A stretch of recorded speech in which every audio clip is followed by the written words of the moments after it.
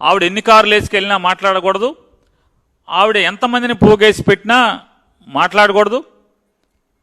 పవన్ కళ్యాణ్ గారు రైతులు చనిపోయారు అంటే వాస్తవంగా రైతు ఆత్మహత్యలు కాదు అది అని చెప్పని పోలీసు డిసైడ్ చేసినా కూడా ఇతను మాత్రం సమాచారం తెచ్చుకుంటాడు, ఎక్కడి నుంచో తెలియదు, బహుశా కేంద్ర నిఘా వర్గాల నుంచి అయి ఉంటుంది. కేంద్ర నిఘా వర్గాల నుంచి తీసుకొచ్చి నేను 5 కోట్లు నా కష్టార్జితం, నా రక్తాన్ని చెమటగా మార్చి ఆ చెమటని బొట్టు బొట్టు బొట్టు సీసాల్లో పట్టి తద్వారా 5 కోట్లు పోగేసి ఆ 5 కోట్లతో నేను ఏం చేస్తాం, మామూలుగా మేము కూడా అనలేమా, చెక్కు పిలిస్తే తీసుకెళ్ళి ఇవ్వయా, పలకరించి చచ్చిపోయిన వాళ్ళకు ఉంటే వాళ్ళని ఇంటికి వెళ్ళి ఓదార్చి ఇంటికాడ చెక్కు ఇవ్వమని మేము కూడా చెప్పొచ్చు. కానీ ఏదో ప్లేనరీ సభలాగా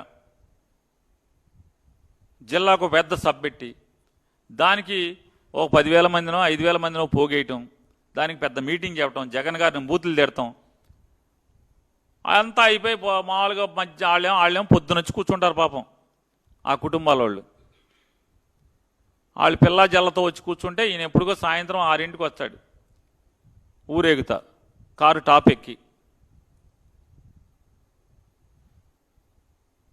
అయిపోయాక రాత్రికి చెక్కిస్తాడు, సాయంత్రం మీటింగ్ అని జగన్మోహన్ తిట్టి తిట్టి తిట్టి అలిసిపోయిన తర్వాత, తిట్లన్నీ అయిపోయిన తర్వాత ఓ చెక్కిచ్చి ఫోటో దిగుతాడు. దీనికి బహిరంగ సభ పెట్టుకోవాలా, ఊరేగింపు కావాలా అని ఎప్పుడన్నా జగన్మోహన్ రెడ్డి గారు అడిగాడా? జగన్ గారి ప్రభుత్వం అడిగిందా? నారా లోకేష్ గారు ఎప్పుడన్నా 3 కార్లు వేసుకుని వెళ్ళాడా? ఎన్ని కార్లు వేసుకెళ్ళాడు? చంద్రబాబు నాయుడు గారు పలకరిస్తాకి వెళ్ళినప్పుడు, ప్రజల్లోకి వెళ్ళేప్పుడు 10 మందితో 5 మందితో కొలత వేసుకుని వెళ్ళాడా? జగన్మోహన్ రెడ్డి గారు చెప్పాడా 5గురితో వెళ్ళు 10 మందితో వెళ్ళు అని? ఎందుకు భయం అని అడుగుతున్నా. అంటే మీ మనసుకు మీకు తెలుసు, ప్రజల్లో తిరుగుబాటు మొదలైపోయింది, ప్రజలు తిరగబడుతున్నారు. ఇవాళ సహజంగా ఏమవుతుందంటే మాస్గా ప్రజలు ప్రభావితం అవుతారు. లోపల కడుపు మంట ఉంటుంది, ద్వేషం ఉంటుంది. కానీ 10 మంది కూడితే కానీ ద్వేషాన్ని బయట పెట్టుకుంటాకి రాలేడు, 11వ కింద చేరతాడు. అంటే వీళ్ళ ప్రభుత్వం మీద ఎవరికైతే కసి ఉందో, కక్ష ఉందో, వీళ్ళ మీద కోపం ఉందో, వీళ్ళని రాజకీయంగా చితగ్గొట్టేయాలని చెప్పని కాసు కూర్చున్నారో వాళ్ళందరూ జగన్ గారు రాగానే రోడ్డు ఎక్కేస్తున్నారు. తద్వారా రాష్ట్రంలో ప్రతి చోట జనానికి ధైర్యం వచ్చేస్తుంది, మా మీద వ్యతిరేకతని వెళ్ళగక్కటానికి ధైర్యం వచ్చేస్తుంది. ప్రజల్లో ఉన్నటువంటి భయం దుడుకు తప్పితే ఏముందని అడుగుతున్నా. చంద్రశేఖర్ రెడ్డి గారు ఎమ్మెల్సీకి నోటీస్ ఇచ్చారు, జైలు దగ్గర 10 మంది కంటే ఎక్కువ 11వ ఎవడన్నా కనపడితే నిన్ను లోపలేస్తాం. చంద్రశేఖర్ ఆయన పోగేసుకొస్తాడా? పాపం ఆడమనిషి మొగళ్లపల్లి కామాక్షిదేవి నెల్లూరు, ఆవిడికి నోటీస్ ఇస్తారు. ఎన్నింటికి తెలుసా నోటీసు? ఆడకూతురని కూడా లేదు. ఇంటి కిందకు వస్తాడు, ఇంటి కిందకు వచ్చి కాల్ చేస్తాడు. Rehman 2 town SI WhatsApp call చేస్తాడు. అర్ధరాత్రి 1:26 అనుకుంటా 17 సెకండ్ల పాటు మాట్లాడాడు. మీ ఇంటి కింద ఉన్నాను తలుపు తీయమని. రాత్రి అర్ధరాత్రి వైఎస్ఆర్ కాంగ్రెస్ పార్టీకి సంబంధించినటువంటి కామాక్షిదేవి, ఆవిడికి 1:26 తెల్లారుజామున 1:26 ఫోన్ చేసి తలుపు తీ, ఇంట్లోంచి బయటికి రా,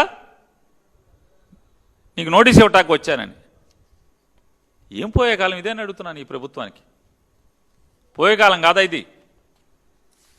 తలుపు తీస్తే నోటీస్ ఇచ్చి ఫోటో దిగుతాడు.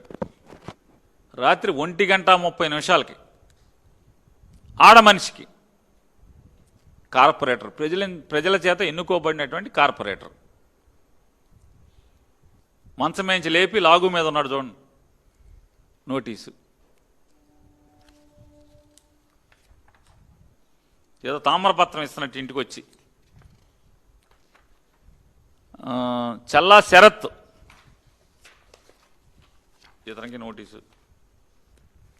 ఇట్లా మా భాష సన్ ఆఫ్ మన్సూర్ సాహెబ్.